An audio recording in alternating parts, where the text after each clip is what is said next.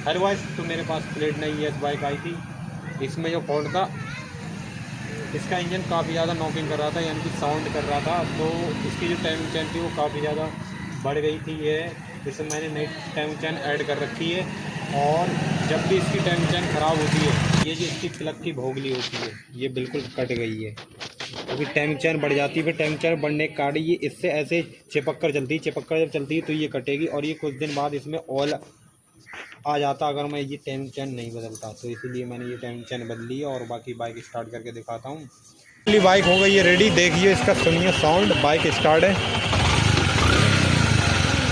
एकदम बिल्कुल, engine silent है, कोई भी नॉकिंग नहीं कर रहा है। और वीडियो अच्छी लगी तो लाइक शेयर कमेंट करें।